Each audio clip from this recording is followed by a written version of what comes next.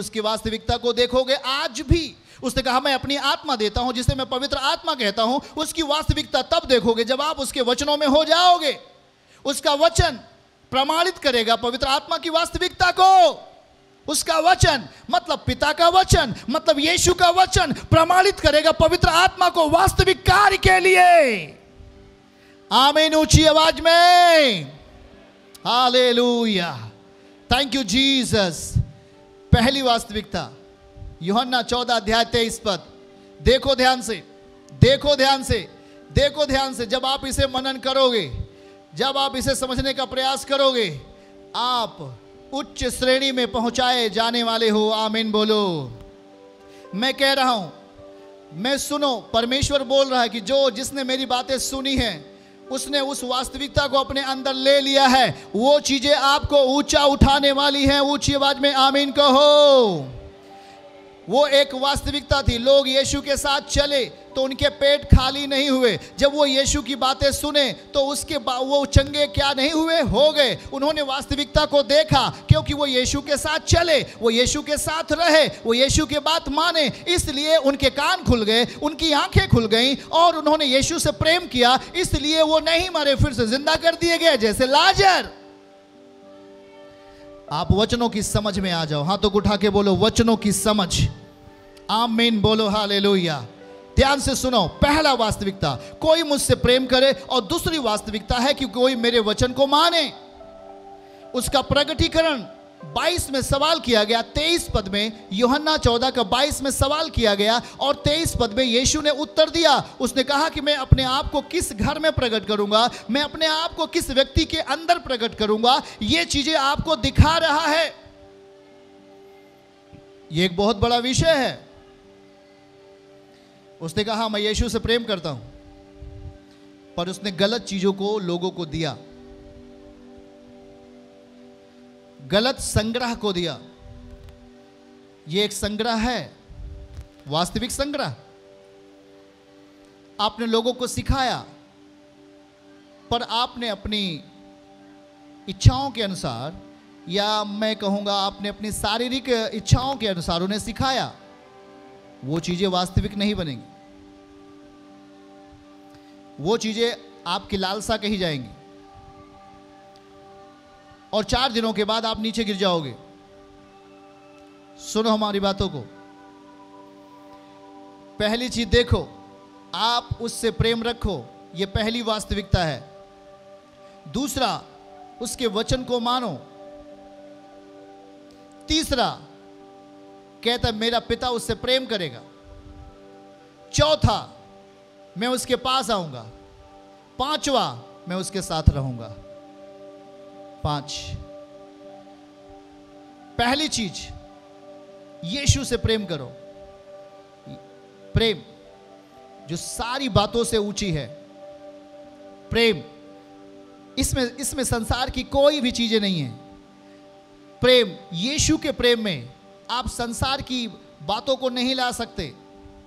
और उसका प्रेम कहां तक है देखिएगा, मृत्यु तक। वो कहता है जो मेरे साथ अंत तक रहेगा वही है असली प्रेमी मेरा।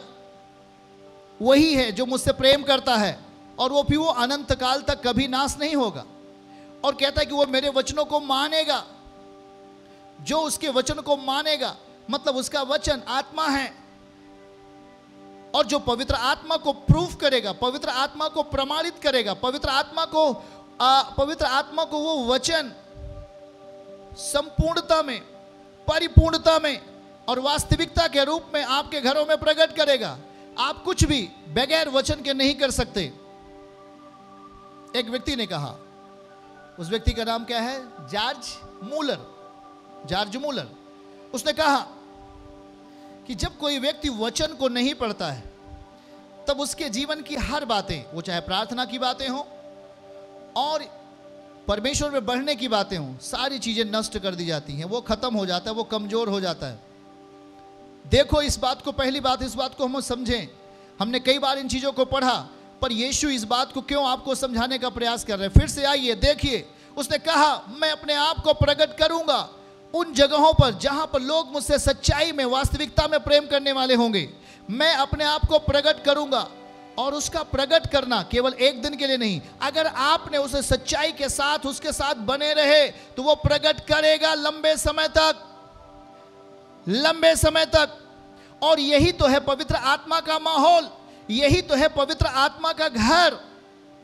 ये पवित्र आत्मा का घर है। पांचों चीजें पवित्र आत्मा का घर है। यीशु ने कहा, मैं तेरे घर में आया, तूने मुझे नहीं देखा, तूने मुझे स्वीकार नहीं किया।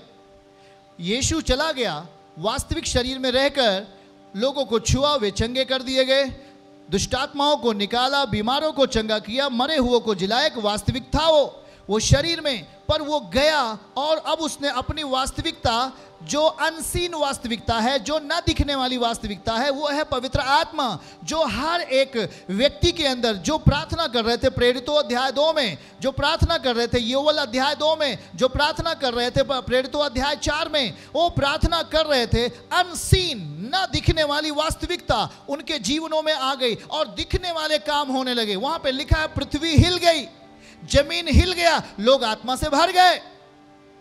आमीन। ये एक घर है जो मैं आपको सिखा रहा हूं, ये एक पवित्र आत्मा का घर है। यदि आप इन चीजों में हैं तो आप पवित्र आत्मा के घर को तैयार कर रहे हो, या पवित्र आत्मा का रहने के लिए आप जगह तैयार करते हो, और तब आप जहां भी रहोगे पवित्र आत्मा आपके साथ रहेगा। यीशु के नाम में ताली बजा के परमेश्वर को महिमा दें। पवित्र आत्मा आपके संग संग संग संग होगा। यह है, आत्मा कहता है, ये मेरा घर होगा। जो मेरे पिता से प्रेम करेगा वही मेरा घर होगा, जो मेरे यीशु से प्रेम करेगा वही मेरा घर होगा, जो मेरे यीशु के वचनों को मानेगा और मनन करेगा उसकी वास्तविकता पर, वही मेरा घर होगा। पिता उससे जहां प्रेम करेगा वही मेरा घर होगा। मैं यीशु जहां पे आएगा वही मेरा घर होगा। यीशु जहां पे वास करेगा वही मेरा घर होगा। आमीन बोलो, हालेलुया। ध्यान से सुनिए, समझ की बातें आपको अलौकिकता में लेके जाएंगी।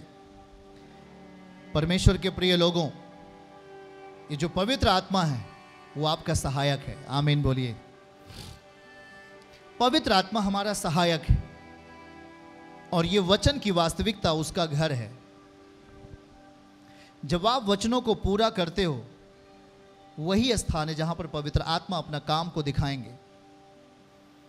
इसलिए कहता है कि पवित्र आत्मा को शोकित मत करो। यीशु किसी नगर में गए थे और वहां पे लिखा है, कुछ लोगों पर उन्होंने हाथ रखकर उन्हें चंगा किया, पर सारे चंगे नहीं हुए। बाइबल कहती है उनके अविश्वास के कारण सभी चंगे नहीं हुए। उन्होंने विश्वास नहीं किया, उन्होंने अविश्वास किया, वो विश्वासी नहीं बने। इसलिए वहां पर थोड़े लोगों के ऊपर हाथ रखकर प्रभु ने चंगा कर दिया, उनके जीवनों को सही किया, पर कुछ लोग चंगे नहीं हुए क्योंकि उन्होंने मसीह पर विश्वास नहीं किया। और जब आप मसीह पर विश्वास नहीं करते हो तो आप पवित्र आत्मा को अपने जीवन में नहीं पाओगे। जब आप पिता के वचनों पर विश्वास नहीं करते हो, आप पवित्र आत्मा को अपने जीवन में नहीं पाओगे। यही है पवित्र आत्मा। जब आप सोते रहते हो उसके वचनों के अनुसार, तब अगली सुबह आपके लिए अलौकिक हो जाती है। यही चीज को लिखा है दाऊद ने भजन 30 उसके 5 में, कदाचित रात को रोना पड़े, पर वो स्थिति परफेक्ट नहीं थी, पर जैसे ही आप परमेश्वर की उपस्थिति में आगे बढ़ोगे, अगली सुबह लिखा है वो सुबह तुम्हें आनंद देने वाली है। वो लिखा है वो सुबह हमें आनंद देगा, वो अगली सुबह मेरे लिए आनंद होगा। लिखा है परंतु सवेरे आनंद पहुंचेगा। आमीन, हालेलुया। हम उसके जीवनों को, जो पवित्र आत्मा का जो जीवन है, जो पवित्र आत्मा स्वयं एक जीवन है, वो आपको शोभायमान करने के लिए आना चाहता है,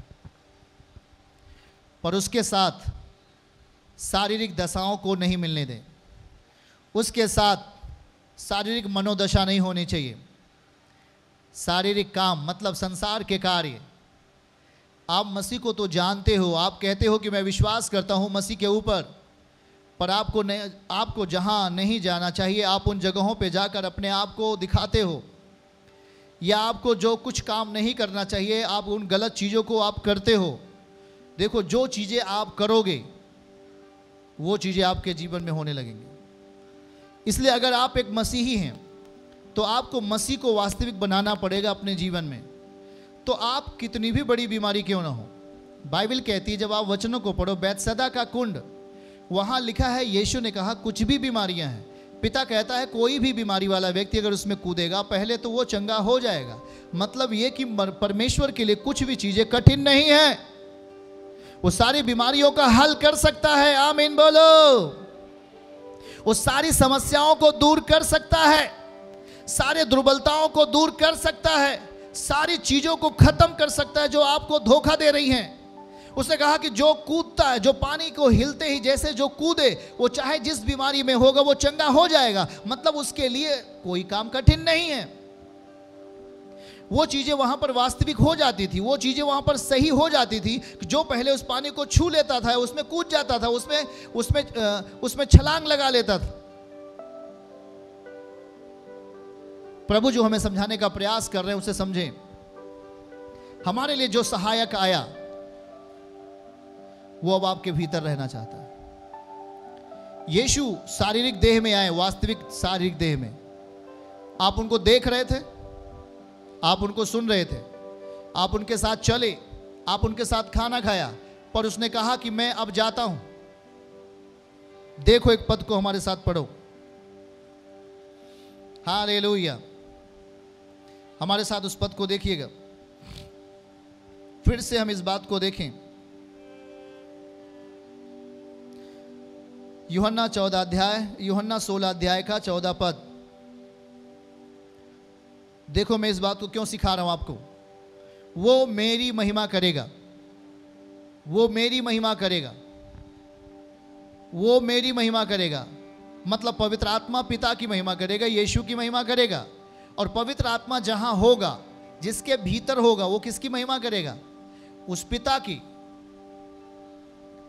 उस व्यक्ति की, उस प्रभु की जो उसके अंदर है पवित्र आत्मा के रूप में। उसके जीवनों को वास्तविक करने के लिए, उसके जीवनों को सही बनाने के लिए वो महिमा देगा पिता को, महिमा देगा वचनों को। और लिखा क्योंकि वो मेरी बातों में से लेकर तुम्हें बताएगा। आमीन। वो सारी चीजों को बताएगा जो आपके जीवन के लिए जरूरत है। वो हर चीजें जो आपके जीवन में चाहिए वचनों के अनुसार आपके जीवन में आएगा। आमीन बोलो। देखिए मैं फिर से कहता हूं कि यदि आप चिन्ह और चमत्कारों को देखते, यीशु आपके लिए चिन्ह और चमत्कारों को करते हैं, पर ध्यान से सुने, अगर आप वचनों के द्वारा चमत्कार को पाते हैं तो वो हमेशा के लिए हो गए आपके जीवन में। वचन आपको चंगा करेगा। वचन एक ऐसा मटेरियल है जो आपकी परिस्थिति को एकदम से सही कर सकता है। एलीशा ने कहा उस नामान कोढ़ी से, जा और तू यरदन नदी में 7 बार डुबकी लगा। उसने कुछ कहा करने के लिए, उसने कुछ कार्य दिया, उसने कुछ काम दिया करने के लिए। देखो आसान नहीं है कि आप तुरंत ही आए और तुरंत सारी चीजें पा जाएं। आपको परमेश्वर के साथ बैठना है, आपको परमेश्वर के वचनों को, सही चीजों को अपने जीवन में मनन करना है, ताकि वो आपके लिए आगे का मार्ग तैयार करे।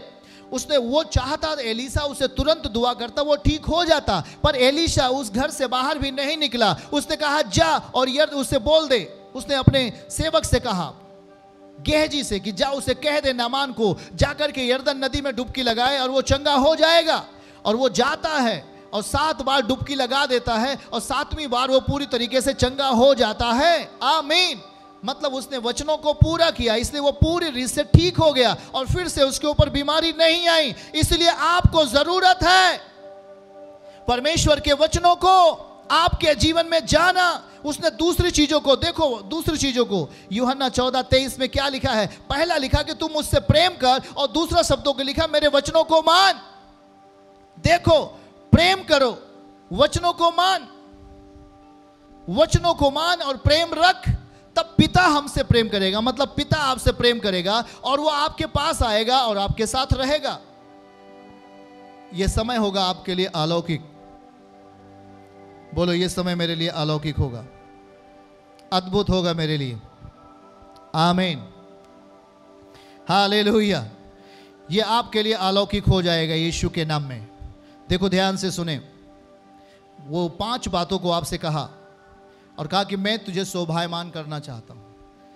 आप अपनी बीमारियों के बारे में चिंताएं करते हैं, मेरी बीमारी कब जाएगी, मेरी समस्याएं कब जाएंगी, मेरे रोग कब जाएंगे। वो जाएगा। आमीन बोलो। वो समस्याएं जाएंगी, वो दुर्बलताएं जाएंगी। मसीह को अपने अंदर वास्तविक बनने दो। चर्च की सभी प्रार्थनाओं को और परमेश्वर के दास के द्वारा टीचिंग सुनने के लिए और अपडेट्स को जानने के लिए हमारे इस चैनल को सब्सक्राइब करें और साथ में बेल आइकन को दबाएं, ताकि जब भी लाइव प्रार्थना हो तो सबसे पहले आप देख सकें।